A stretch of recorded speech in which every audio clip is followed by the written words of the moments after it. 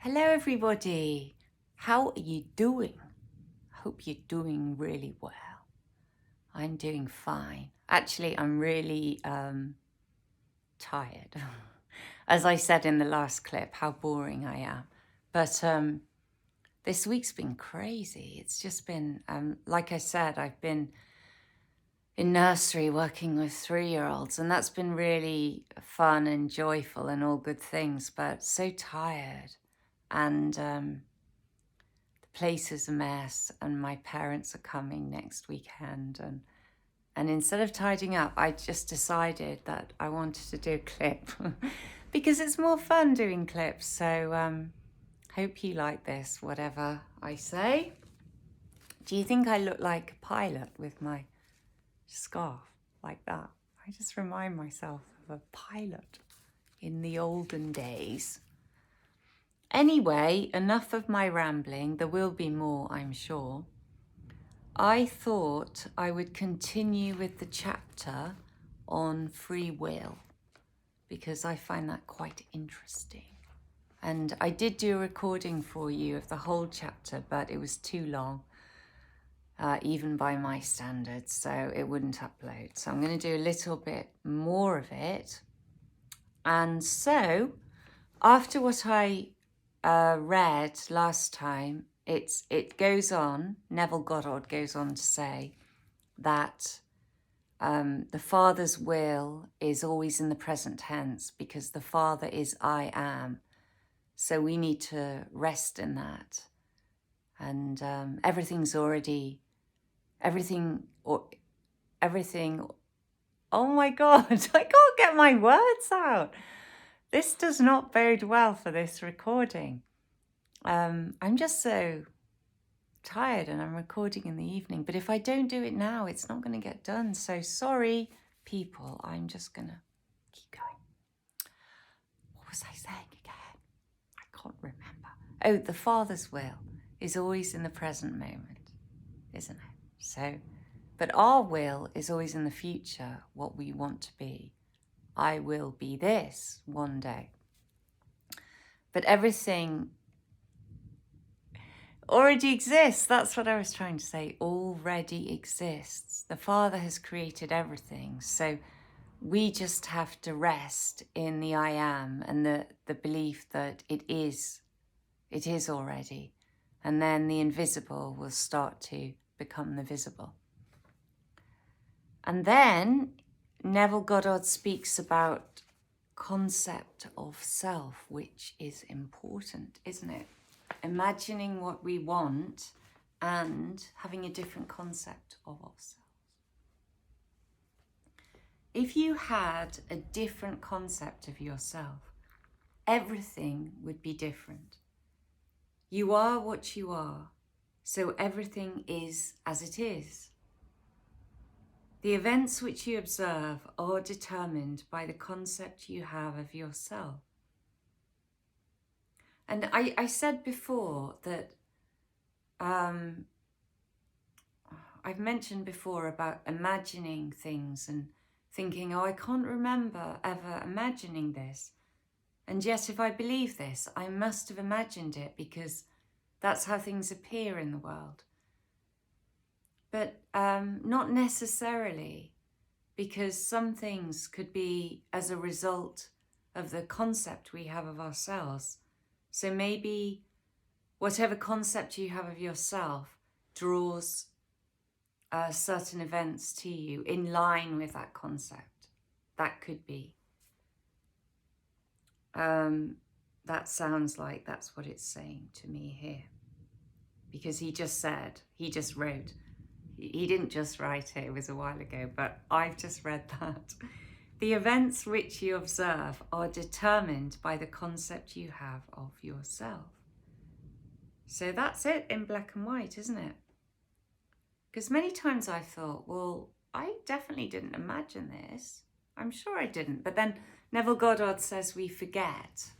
So maybe I just forgot. But it could be, it's just because of my concept of self.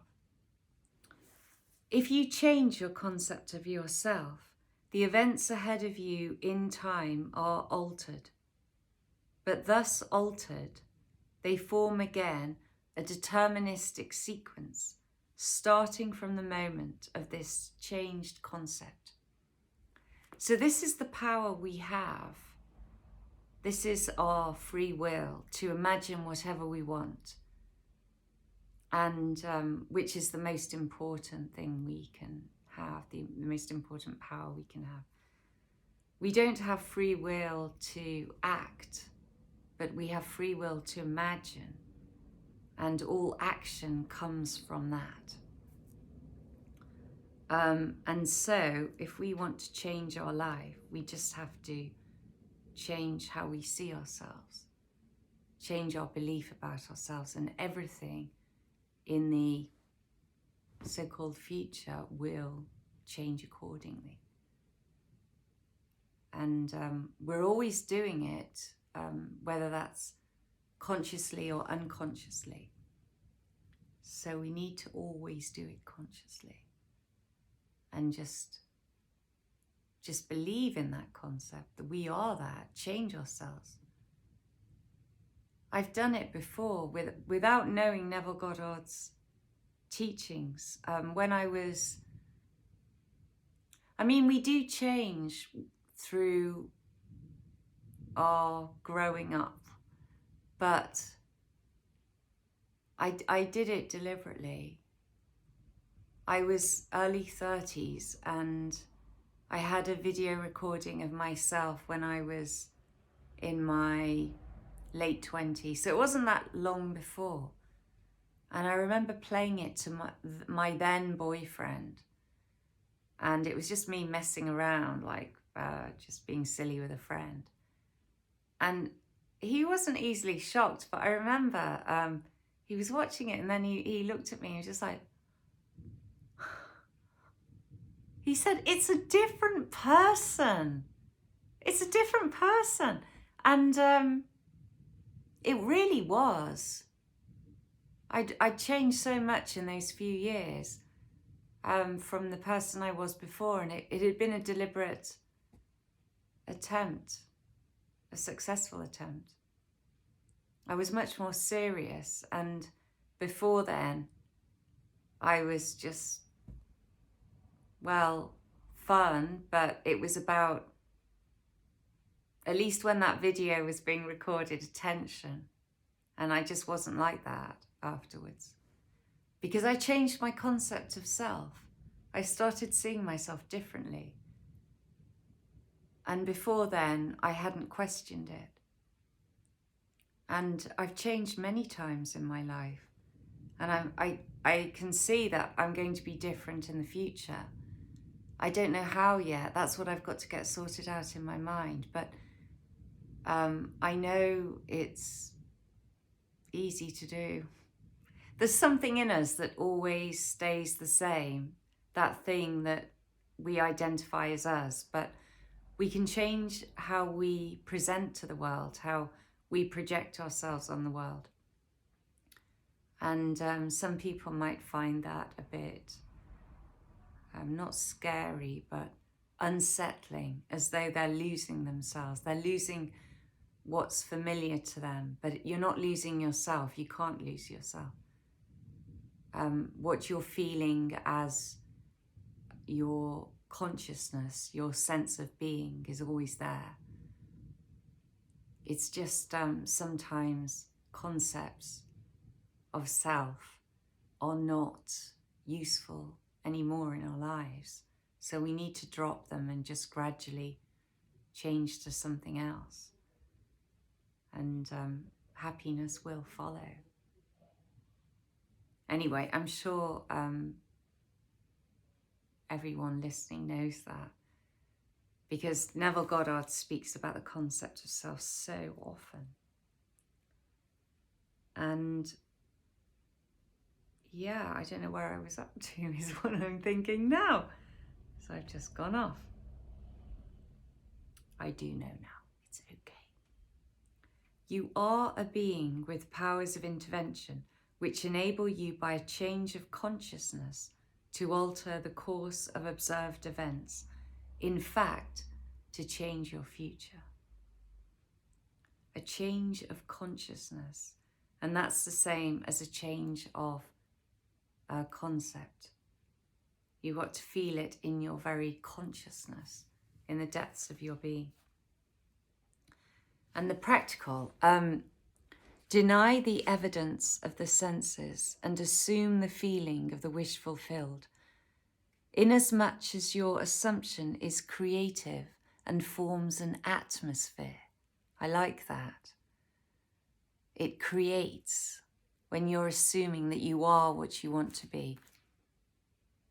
It's forming an atmosphere around you, and it's going to bring in things that are in harmony with that. Your assumption, if it be a noble one, increases your assurance and helps you to reach a higher level of being.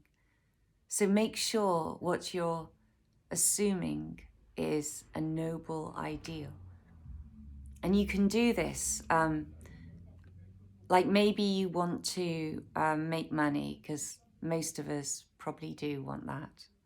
Most of us don't have as much as we'd like. And it does give us more freedom to do things. But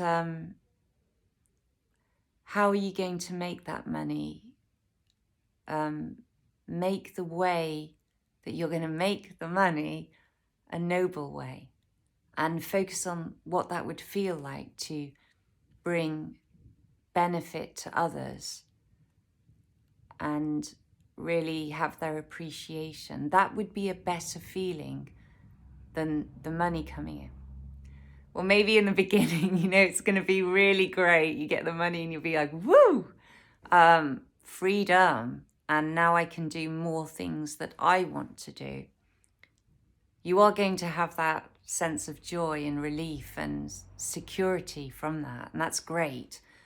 And we should want to fulfill our potential. And I mean, we're in this world and we appear as individuals and we've got our own potential to fulfill, as I said. But within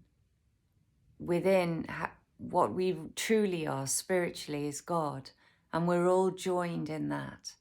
And so once we've felt like we have satisfied that need in us to be successful in some way, then we can go deeper and really try and help others. And I can imagine when people manage that, they just want to do more and more of that.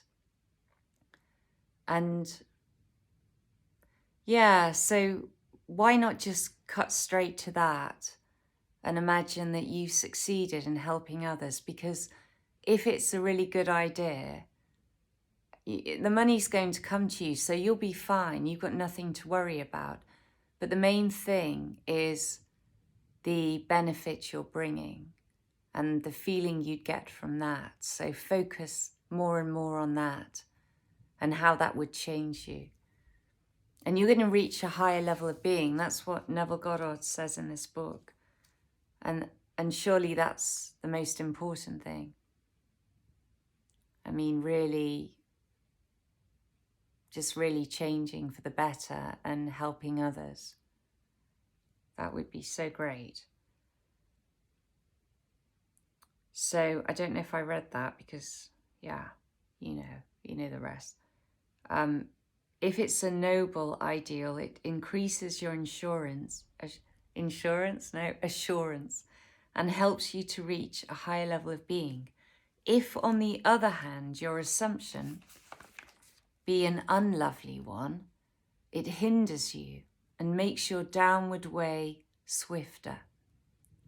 Just as the lovely assumptions create a harmonious atmosphere, so the hard and bitter feelings create a hard and bitter atmosphere. Whatsoever things are pure, just, lovely, of good report, think on these things. I should read that Bible scripture every day because it's easy for me to move away from that And sometimes I just feel like, well, just deliberately thinking unlovely things to, I don't know why. I guess it's, in some way I feel more independent because it's pushing people away, isn't it? It's just, and feeling superior, I guess. And it happens when things aren't secure. So, well, this is how it is with me. So I'm getting tighter and having this I don't care attitude because I'm feeling the opposite of it. And so I'm trying to protect myself. But the best thing to do is to just open up when you feel tight. Feeling that holding on to your sense of identity, which is really ego, and just free yourself up. And notice it and don't go with it. Think of the lovely. This means to make your assumptions the highest, noblest, happiest concepts. There is no better time to start than now. The present moment is always the most opportune in which to eliminate all unlovely assumptions and to concentrate only on the good. As well as yourself, claim for others their divine inheritance. See only their good and the good in them. Stir the highest in others to confidence and self-assertion by your sincere assumption of their good, and you will be their prophet and their healer, for an inevitable fulfillment awaits all sustained assumptions. Inevitable. That is a good word. We want inevitable.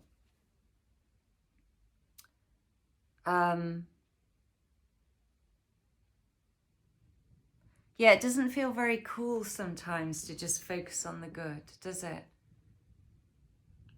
And sometimes we want to focus on ourselves instead. But it's good for us if we can keep bringing it back to the good. Not the bad and the ugly, the good. That's what we got to focus on. I'm just thinking, should I finish it or leave it there because it's almost 20 minutes. I'll just read one more little paragraph. You win by assumption what you can never win by force.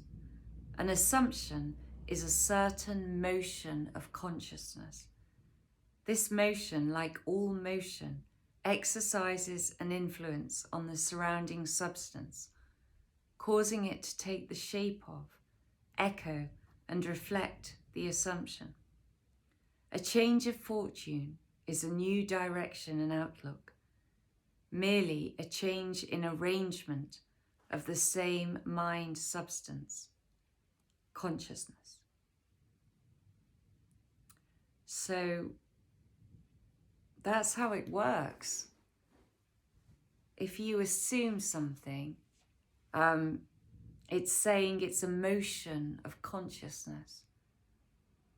And that gives me the idea of like it's going out, going out, going out. We are having an effect on our surroundings, even though sometimes it can just feel like we're playing and is anything really going to come of this? But it is having an effect. And it says it's going to have an influence on the surrounding substance. It is having that influence right now, causing it to take the shape of and reflect the assumption. So that's very, very, very positive, isn't it? It's good to try and understand a bit how it actually works, even though we can never know it completely as human beings. But I feel that would inspire me to assume more if I'm feeling every time I'm assuming. It's not like there's going to be one moment when it works and I'm just keep doing it, and it's not this moment. No, it's all the time. It's sending out a motion of consciousness, and that's going to be reflected back to me at a certain time. So I have to keep on assuming all the time, and you have to keep on assuming all the time. And it's when we stop that, doesn't work, and that's a real shame. It dies. It has to be sustained. You have to just keep going with it. What did he used to say? An assumption, though false, if persisted in, will harden into fact. So there are no limits for us. We just need to have belief and faith and assume. And it's always coming back to that scripture in Mark 11, which is believe that you receive and you shall have it. And it's believe that you receive now. You have it now. I'm going to start reading that every single day, because I truly believe that the words of scripture are food, spiritual food, and they do something to us. It's really, I have had some experiences with it, and it's different from reading any other words. That's all I can say. It really is spiritual food for the soul, and it works. So I encourage anybody who wants to give it a go and doesn't reject the Bible, doesn't attach some kind of prejudice to it, I suppose, like some people do with the word God,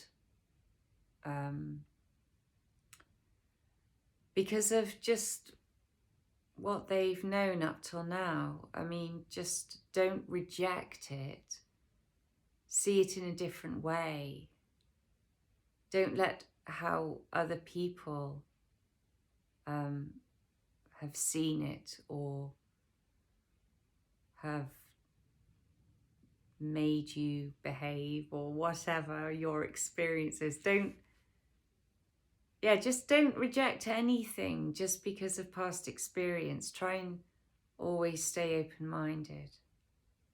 That's what I try and do. And I find I have no choice, actually, because I just know that life is like that. I have certain things I believe that help me to navigate through life, as most people do, but I know it's just an opinion. There are certain things I believe fully, and it's really the Bible, about faith.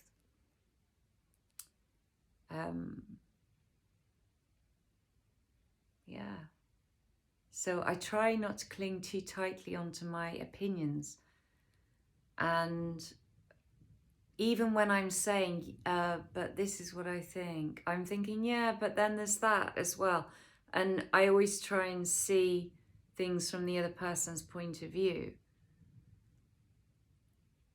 because that's what it is, isn't it? Different views, and we respect them, but we should all realize that a view is just a view. And if we had different experiences, we would believe something else. And always remind yourself of that, so you don't cling too tightly to it, because it's not important, really. When people get really worked up about stuff at work, and they get, I mean, I'm just saying work because, that's where I experience it the most. Friction. I understand it, because I've been there too. You complain about something, or you feel you're badly treated, but then you know, there's all different things going on and people think different things. And then it's better just to let it go, because it's not important. It's really not important. The most important thing, the most important thing is love. But really close to that for me anyway is faith. And faith is love too. It's love of God. It's believing in his word, that what he says is true. And it is true that this is how things come into our world. I fully believe that, that everything exists. It makes perfect sense. When you read in the Bible in Genesis that it's like the 7 days and everything was created. And whether that's symbolism or whatever, it's a story to illustrate how it happened. I don't know how it happened, but I know that is true. Everything does already exist. I feel it. It's not factual. I've got no evidence for it, but it just makes perfect sense to me, intellectually, and I feel it spiritually, that that's the truth.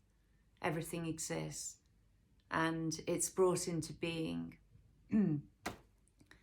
by us believing that we have it, exactly as it says in the Bible.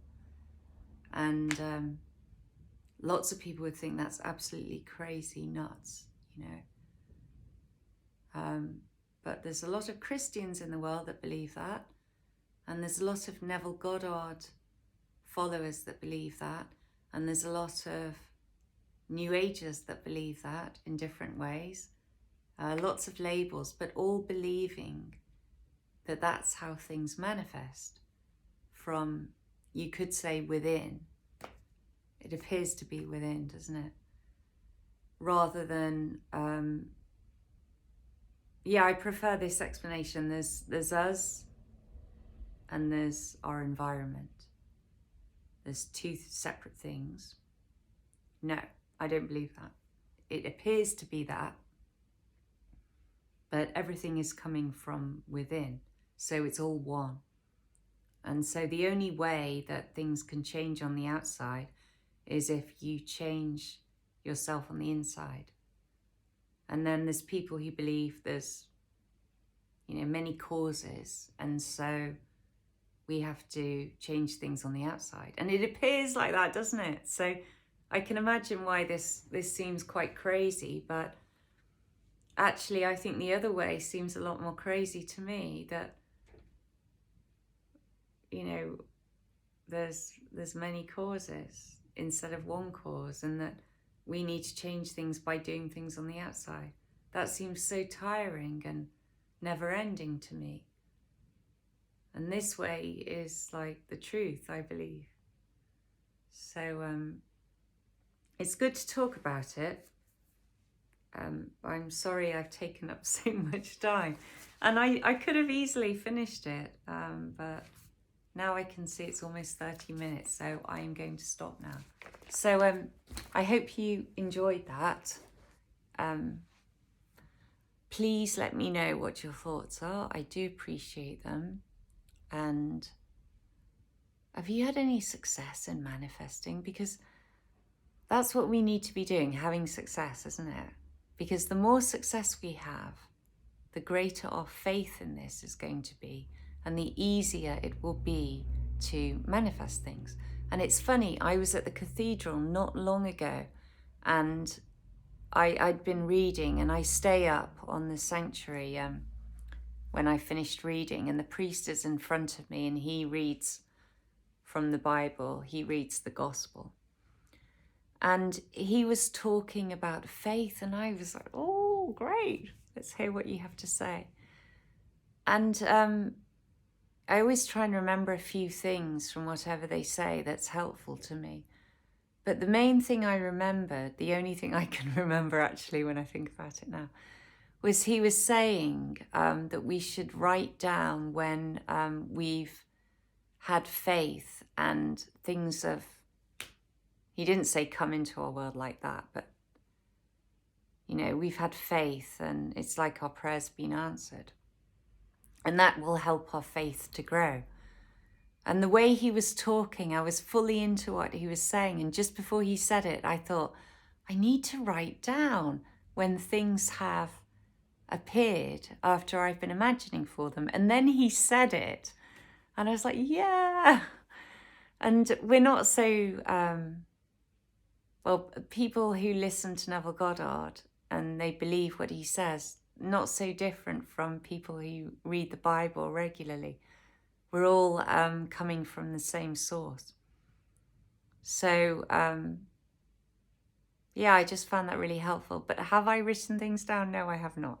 And then I can blame busyness, but it's important, isn't it? I need to get into a routine. That's what I need to do.